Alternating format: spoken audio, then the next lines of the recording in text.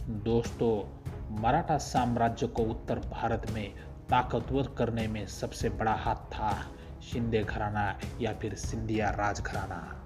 और इस शिंदे घराने में सबसे वीर पुरुष माने जाते थे दत्ताजी शिंदे, जिनकी निर्ममता से हत्या कर दी गई थी।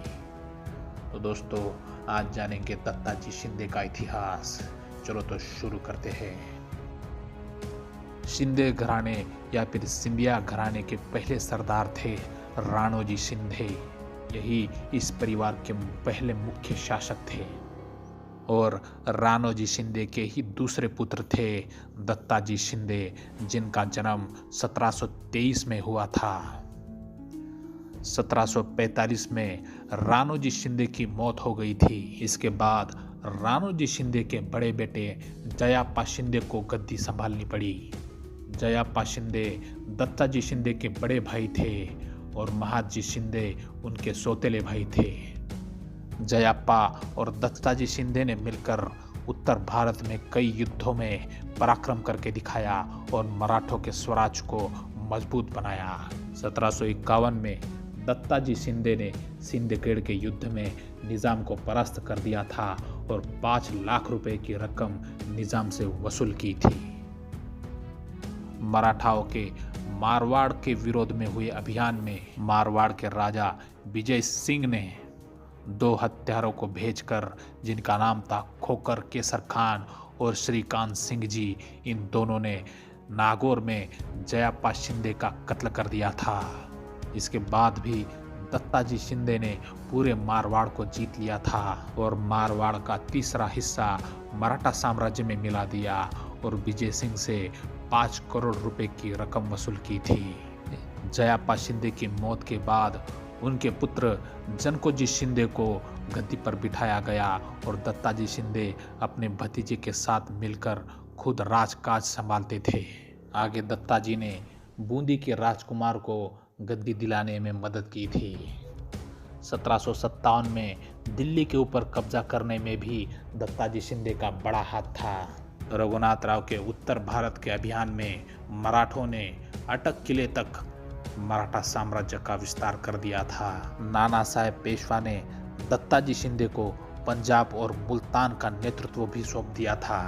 खैर, 1757 में दिल्ली में नजीब खान को जिंदा पकड़ लिया गया था। मल्हार राव होलकर के कहने पर नजीब खान को जिंदा छोड़ दिया गया और यही मराठाओं की सबसे बड़ी गलती साबित हुई। नजीब खान रोहिल्ला के मल्हार राव होलकर से अच्छे रिश्ते थे। आगे नजीब खान ने दत्ताजी शिंदे के साथ दोस्ती का नाटक किया और कहा कि मराठा सेना को इस्तेमाल करने के लिए यमुना नदी पर पुल बना दूंगा।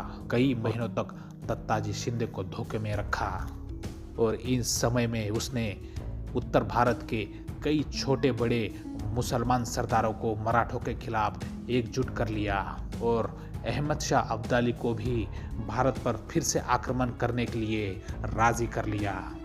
अहमद शाह अब्दाली एक एक करके मराठाओं के जीते हुए प्रदेशों पर पुनः कब्जा करते हुए भारत में आगे बढ़ चला था। सारे मुस्लिम सरदारों के खिलाफ अब दत्ताजी शिंदे ही मराठों की तरफ से अफगानों के खिलाफ लड़ने वाला प्रमुख सरदार था। इस वक्त मल्हार राव होलकर राजपूताना में व्यस्त थे। दत्ताजी ने उन्हें मदद के लिए बुलाया, लेकिन वो पहुंचने में असफल रहे। दत्ताजी की सेना अब पूरी तरफ से अफगान और रोहिल्लाओं से घिर चुकी थी। दत्ताजी शिंदे पीछे हट सकते थे, लेकिन उन्होंने नजीब खान और अहमद शाह अब्दाली से युद्ध करने का निर्णय ले लिया था। 10 जनवरी 1760 को दिल्ली के बुराड़ी घाट के पास अफगान और मराठों में भीषण युद्ध हुआ। ये युद्ध नदी पार करते वक्त हो रहा था। अफगान सेना छोटी तोपों से और बंदूकों से मराठों को मोट के घाट उतार रही थी और मराठे भी अपनी तलवारों से एक एक अफगानों की गर्दनें उड़ा रहे थे। दत्ताजी शिंदे खुद अफगानों के बीच में अपने घोड़े पर सवार होकर अपनी शमशीर से अफगानों की गर्दन उतार रहे थे। तभी एक बंदूक की गोली दत्ताजी शिंदे को लग गई और वो अपने घोड़े से नीचे गिर पड़े। दत्ताजी शिंदे को घायल देख वहां पर नजीब खान और उसका गुरु कुतुब शाह आया और उन्होंने घायल दत्ताजी से पूछा, क्यों पाटिल और लड़ोगे हमसे? तब खून से लथपथ घायल दत्ताजी ने कहा, क्यों नहीं, बचेंगे तो और भी लड़ेंगे। बस ये सुनकर कुतुब शाह गुस्से से लाल हो उठा और वो घायल दत्ताजी के शरीर पर जा बैठा और उसने अपनी खंजीर से दत्ताजी के सीने पर वार करना चालू कर दिया और दत्ताजी की छाती छलनी कर दी। इसके बाद नजीब खान ने एक ही वार से दत्ताजी शिंदे की गर्दन धड़ से अलग कर दी। के बाद दत्ताजी शिंदे की गर्दन को एक भाले में रखकर अहमद शाह अब्दाली के सामने पेश किया और इस तरह से इस वीर भारतीय सपूत का अंत हुआ। जब दत्ताजी शिंदे की मौत हुई तब उनकी उम्र 37 साल की थी। दत्ताजी की मौत के समय उनकी पत्नी भगीरथी गर्भवती थी और उन्होंने एक बेटे को भी जन्म दिया था, लेकिन उसकी भी तुरंत ही मृत्यु हो गई थी। जब बुराड़ी घाट में मराठों की भयंकर हार हुई, जब दत्ताजी शिंदे का गला काटा जा रहा था, तब दक्कन में मराठे निजाम के ऊपर हुई जीत का जश्न मना रहे थे। उन्हें पता ही नहीं था कि दत्ताजी शिंदे जैसा वीर सेनापति अब मारा गया है।